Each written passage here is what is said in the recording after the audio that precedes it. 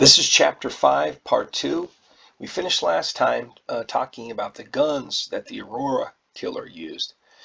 And they were all purchased legally because the store clerks, he went to purchase these guns, the store clerks conducted the required background checks.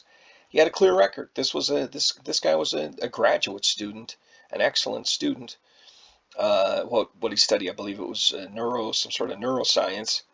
And so was not the sort of young guy who had a background that is going to block the purchase of these weapons. And this is a fairly typical example of how these killers are able to obtain their guns legally. And that they certainly have, as they're planning over the months and many weeks and months, there's plenty of opportunities to obtain guns. That's one of the reasons why it's sort of hard to block the obtaining of a gun by these killers, is because as compared to, if we compare them with common criminals are much more likely to be hot-headed and commit their violence in the heat of the moment. So let's say it was like an intimate partner violence incident where a guy comes home and finds his girlfriend with some other guy in the house, and so he loses his mind. And if there's a gun loaded handy in the house, he might conceivably grab that gun and kill the both of them, or kill the guy or something in the heat of the moment. And if conceivably, if that gun was not was not present, he may not have killed the individuals. He might have attacked them, but statistically might be less likely that he kills somebody, because the idea is that a gun is very lethal compared to other sorts of weapons. If you use a baseball bat, yeah, you can kill somebody, but the idea is that you'd be less likely with other weapons to kill somebody. So that's a spontaneous case. That's a case where the person's angry for a very short period of time, and if the gun is there, the gun could be used. If the gun's not there, then maybe the violence is less severe. But in the case of somebody who's planning a crime in a cold-blooded way for months, then it's become sort of more difficult for a gun not to be easily available to be a key factor, because if you block him in one way from getting a gun, they're typically planning enough and resourceful enough, and the type of person who finds a way to get what they're planning, because they've got time and they're taking all this effort, and it's very cold-blooded, quote-unquote, rational sort of planning. And so that's a complicating factor when it comes to blocking these guys from being able to get access to a gun in a country where they're so widely available, a country with an estimated 400 million guns in it as we speak. So there's complications here with this style of killer. The killer had considered using biological or chemical weapons. Again, they like the idea of these really destructive weapons, even beyond just explosives, using biological weapons, anthrax or something, or some other sort of chemical weapon that's killing mass people, like a mustard gas or something like that. These guys obviously are wanting to kill on a large scale. But again, they usually lack the technical expertise. And in his case, the Aurora case, he decided he wasn't going to go there because he thought he might not be able to pull that sort of thing off, right? So again, they weigh things. It's a much more thought out, deliberate plan than some hot-headed person who engages in spontaneous violence. Okay, let's move on to the Parkland shooter. One thing the author does is to go over several cases and then look for similarities or differences. But most important, and I'm hoping you folks do this as we move through these cases in this course, is what things can we see as being common denominators? What often themes that come up again and again that seem to be important to a lot of these crimes, Especially we want to pay attention to them if we think that there are points where we could intervene and stop this person from committing this crime. And so, I think one example would be guns. Guns are used in the vast majority, almost all of these cases, not all of them, but almost all of them. And so that is one reason why people are advocate and are so serious about the gun issue, is because they're a common theme in most of these crimes. And so if there's some way you could prevent this person from getting their hands on a gun, then conceivably you might be able to either stop the crime from happening, or if the crime happens with some other sort of weapon, the idea is that maybe it wouldn't be as lethal, or if the gun was not as lethal, if the gun that they obtained was not as lethal as some other gun that they didn't get, that you could reduce the harm, the number of deaths or injuries that happen as part of their crime. See, so that's the kind of thinking that we need to engage in here to figure out where we can intervene in a way that would be at least sometimes effective. So this Aurora guy, he posted frequently on multiple social media platforms. He showed he was obsessed with guns and murder and said he would be a school shooter. His writings show racism, but he did not target races during his attack. Now, this is one thing I want to comment on about some of the really ugly things you see with with these killers.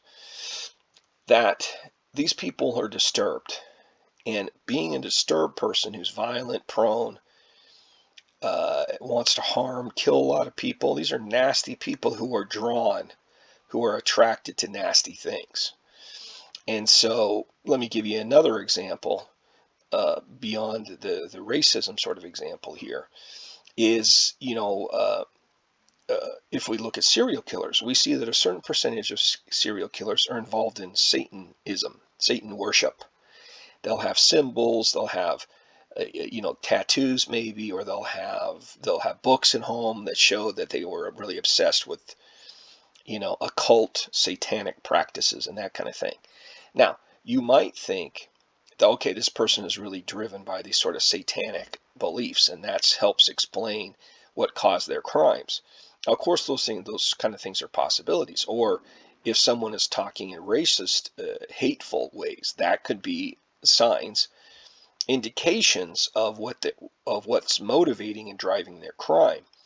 But alternatively, we need to consider, and I don't think the alternative is considered enough or seriously enough, that since these people are disturbed and are attracted to ugly, nasty things, they may pick up they may say some nasty things, they may have some nasty attitudes, they may have some nasty writings or possessions, like satanic symbols, like racist comments, racist attitudes or statements that are ugly and hateful.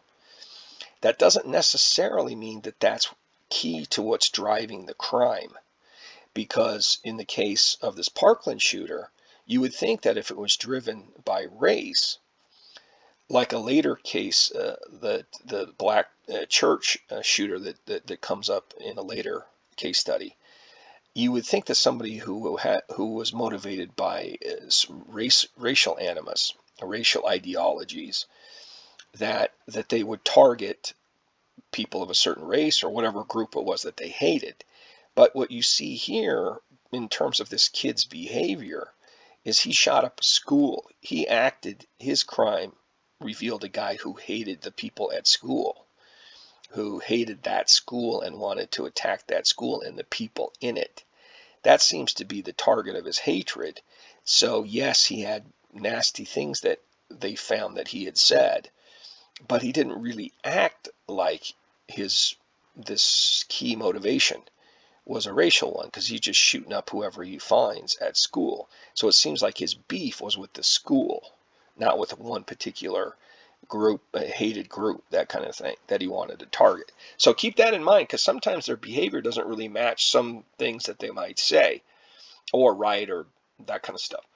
So he legally purchased an AR-15 at age 18, okay, just old enough to buy one, even though he had many encounters with the police. This is an example of a person who does not have a perfectly clean record, but was able to legally obtain a gun anyway. He was given frequent breaks by law enforcement, and I see that breaks was spelled incorrectly. That you can see, I think well, I guess it comes up at some point with these notes that he was had a lot of um, violent encounters, conflict encounters at home with his parents and family members, and that the police were called many, many times, dozens of times. So the police were very familiar with him, and he had a long record of having the police called on him. But basically, no action was taken, no, legal action. He was just basically let off, given warnings again and again and again repeatedly. And so he did not have the kind of record that shows up on a background check and gets himself denied the purchase of a gun. It didn't happen. He didn't have that on his record.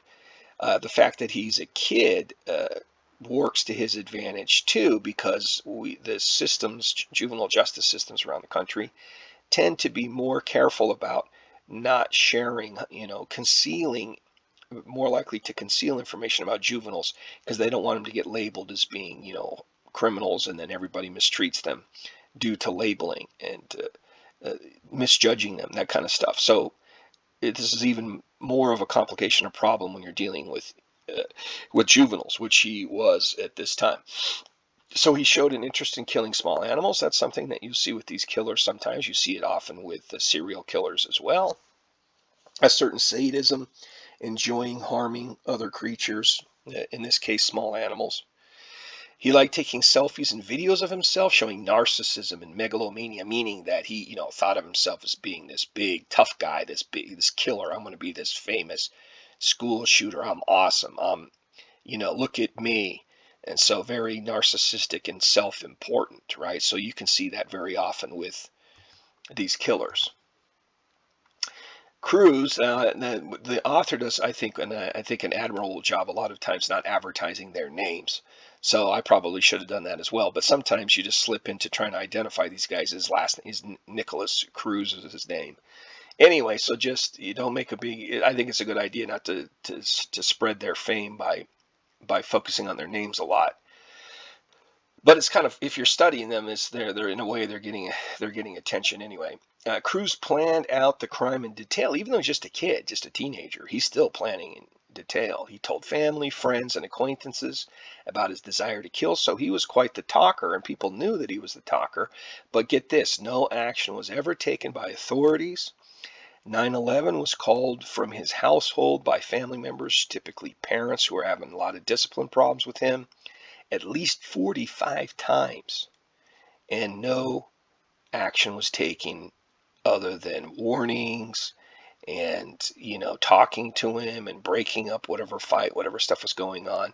There's even an incident, according to his half brother, that said that Cruz pointed a gun at him, and also at their mother, pointed a loaded gun at him. But the police in that case were not called, so the police didn't even get called every time there was a serious incident, and yet they were called at least 45 times. So I mean, if people were paying attention, this guy was clearly troubled. Now he was viewed as being dangerous at school. An administrator told staff to let him know if Cruz came to school with a backpack, obviously because he thought that this kid had violent tendencies and that it was possible he might bring a weapon to school, hiding it in a backpack. The FBI even was contacted about Cruz's threats to the school. So Cruz had threatened the school, and he had made a YouTube post in his own name of Nicholas Cruz. But they failed to identify him, despite that the YouTube posting was in his own name, was his account had his real name, and they failed to take action. So the FBI totally dropped the ball with this guy. They were warned that this guy had violent intentions, and they even was making threats online. And there's the hard evidence of a video on YouTube, and yet no action was taken. So he was finally suspended for fighting at school. So this was a problem, kid with a lot of discipline problems. And he bought the rifle, I believe was maybe like the day after he got suspended. So you often see with these mass killers that something will happen that kind of can be like the straw that breaks the camel's back, where he initiates his plan because of a grudge, because, oh, I just got kicked out, so I really hate this school now, so I'm going to go buy me a gun. Now, I'm interested, sometimes I see these kids, these young people, buying these really, I mean, we talk about AR-15s, they're expensive guns. And, where a kid is getting $1,000 or $1,500, I don't know. But this is often they somehow access the money to be able to legally purchase these quite expensive weapons. At age 18, he stopped all mental health treatment because he had the right to do so. So he had received some care as a child, as a minor. But at 18, he's now legally a grown up and didn't like all that mental health treatment, so just dropped it and was able to do that. Nobody can stop him. So that's some of the details from the Parkland case, the Florida case. Now let's switch over to Columbine, a very famous case. Look at a couple of factors there. Before I jump into that, I'll go ahead and take a break, just because we're already 16 minutes into this video. So we'll see you in the next segment.